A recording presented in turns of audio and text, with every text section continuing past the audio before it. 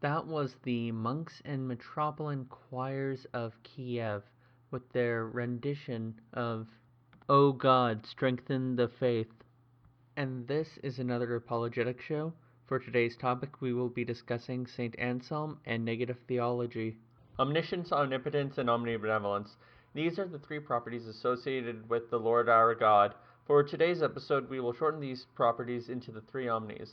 These omnis are usually ill-defined and have the potential to run into problems. For today's episode, we will look into Saint Anselm, the first of the scholastics, and how he understands the three omnis. Anselm understands these three properties in relation to the practice of theologica negativa, which is Latin for negative theology. Negative theology is the practice of understanding God by what he is not, as opposed to what he is. For a more comprehensive video on what God is, I would refer you, my listeners, to the video on divine simplicity, which you can find linked in the description bar below. The first of these three omnis to discuss is omnipotence. Omnipotence is typically understood as the ability to do anything. The first misconception about this is the ability to do anything without limit in logical or ethical category makes God capable of doing the immoral, such as torturing a baby, and even the logic-defyingly absurd, such as creating a squared circle. We can call this the absolute omnipotence paradigm. The problem with this view is that the definition reduces to meaninglessness. To say that God can create squared circles to say nothing at all. A squared circle is unintelligible. For to say something is both squared and circular is to say that there is something with both four corners and without four corners. One is resort to saying something and then taking it right back. Some Christians attach to this definition, and there are also atheists who make this argument like Anti-Citizen X. They might be inclined to cite various Bible verses. Here are a few that come to mind.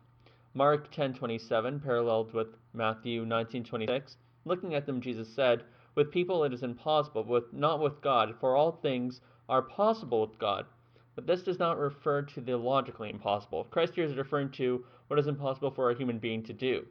The verse in full context is about the possibility of a rich man being saved. This is hardly a logical impossibility, but a reference to human limits. Luke chapter 1 is another verse where it is said, "For God nothing is impossible." This is in reference to biological possibility. The angel is reassuring Mary that God can help her conceive a child without male insemination. The angel even gives the birth of John through Elizabeth, an older woman, as an example. Job 42:2 says, "I know that you can do all things, no purpose of yours can be thwarted." But a purpose of God would have to be rational, and I would see no reason to hold that a person can be rational and hold a contradiction. The last verse, Jeremiah 32:27, states, "Behold, I am the Lord, the God of all flesh. Is anything too difficult for me?" The problem is that this verse is only rhetorical.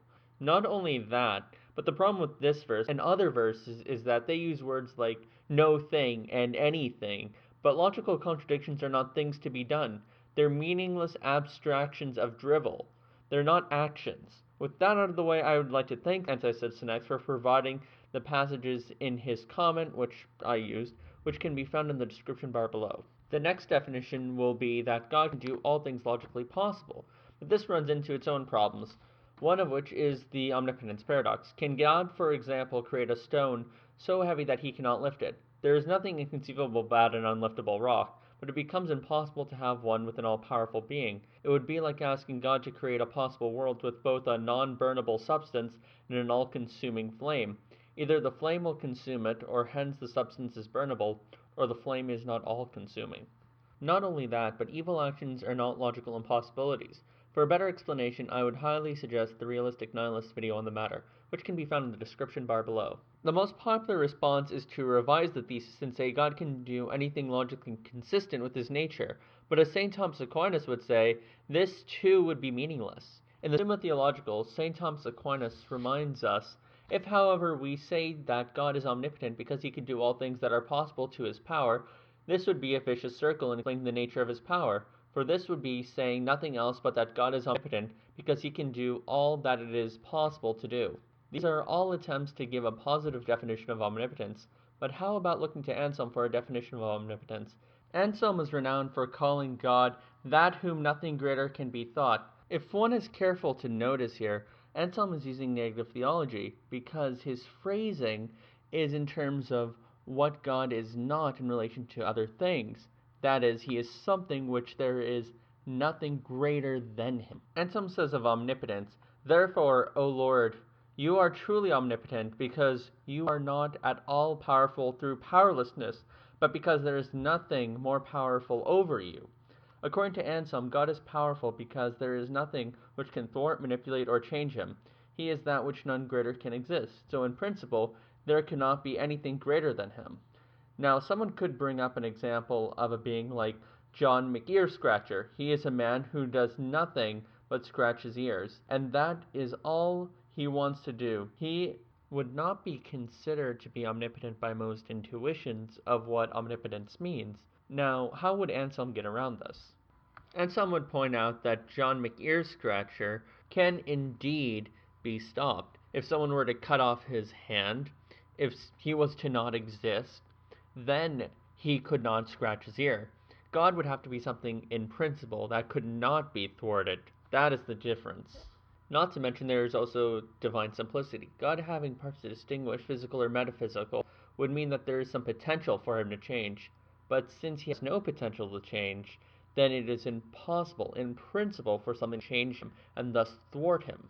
With omnipotence out of the way, let's move on to omniscience. Anselm covers the topic of omniscience, not directly, but indirectly, in the dialogue aptly called On Truth. For Anselm, truth does not only exist as a description of what is the case, for example, it is the case that the internal sum of a Euclidean triangle will be 180 degrees, but it is also prescriptive. In every act of drawing a Euclidean triangle, it ought to entail that the internal sum will always be 180 degrees. For Anselm, there is truth in specific action as well as fact. For God, he is the truth itself because his act of creating makes everything as it ought to be. Since God is the primal truth, the thing that makes things as they ought to be, then in God there is no falsehood. For this reason, God is called omniscient because he is the source of truth, containing no falsehood or error. Lastly, there is Omni Benevolence. For Anselm, God is called this not because he lives up to a standard of goodness, but because he is the standard to which all moral agents are judged good. Anselm explains this in his dialogue on the fall of the devil. He says, now suppose someone said that a will is an essence, and is therefore something good, becomes a good will by turning to what it ought, but is called a bad will by turning into what it ought not to. For Anselm, when a will is obtaining what it ought to, it is good. Then, when it is willing something contrary to its nature, then we can consider it to be bad. When it is in line with God, the will is participating with the source of its existence. When it is not in line with God, it is acting contrary to the source of its existence and hence its nature. In short, God is the standard, and anything which lives up to God henceforth can be called good because it is comparable and lives up to said standard. To close, I would like to thank and worship and give praise to God for the indispensable theology of Saint Anselm, and I would like to ask for the intercession of Saint Anselm so that he may magnify God in his glory on our behalf. Amen. To play us out here is another song from the Monks and Metropolitan Choir of Kiev, O Theotokos and Virgin.